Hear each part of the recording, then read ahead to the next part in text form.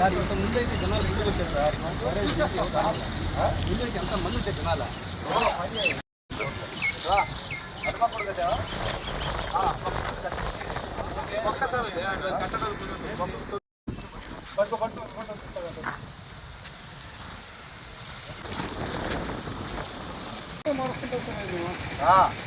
ఏముంది 150 రూపాయలు ఏముంది.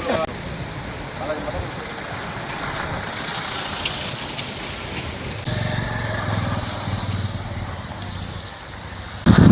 అందరికీ నమస్కారం.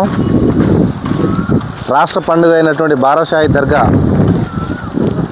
కోసం వస్తున్న పలు రాష్ట్రాల నుంచి వస్తున్న యాత్రికులు కానీ చూడడానికి వచ్చిన భక్తులు కానీ ఎవరైతే వస్తున్నారో అక్కడ నెల్లూరులో ఉన్నటువంటి బారాషాహి దర్గాని దర్శించుకొని పోయే క్రమంలో మన ఏఎస్పేట దర్గాని సందర్శించే క్రమంలో దారి మధ్యలో మనకు చూడదగ్గ ప్రదేశాలైనటువంటి సంగం బ్యారేజు, ఇరిగేషన్ ప్రాజెక్టు, ఇవి కొంచెం సేద తీర్చుకోవడానికి కానీ లేకపోతే స్నానం చేయడానికి కానీ వివిధ కార్యక్రమాల కోసం ఇక్కడ గత కొన్ని సంవత్సరాలుగా భక్తులు అనేవాళ్ళు వస్తుంటారు.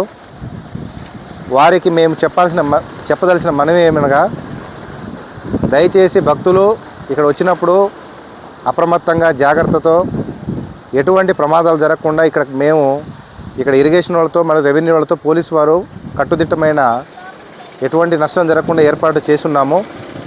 దాన్ని తగినట్టుగానే భక్తులు గుర్తించి మంచిగా మెలగాలని చెప్పి ఎటువంటి అపాయం వారికి కానీ మాకు ఇబ్బంది జరగకుండా ఉండాలని చెప్పి నేను మనస్ఫూర్తిగా కోరుకుంటున్నాను. వీటి కోసం ఇక్కడ సంగం బ్యారేజ్ దగ్గర కానీ, కావలి కాలువ కానీ, ర్యాంపు దగ్గర కానీ మేము హెచ్చరిక బోర్డులు మరియు అక్కడ తగు చర్య నిమిత్తం మేము మా పోలీస్ బందోబస్తును మరియు రెవెన్యూ సిబ్బందిని కూడా ఏర్పాటు చేయడం జరిగింది.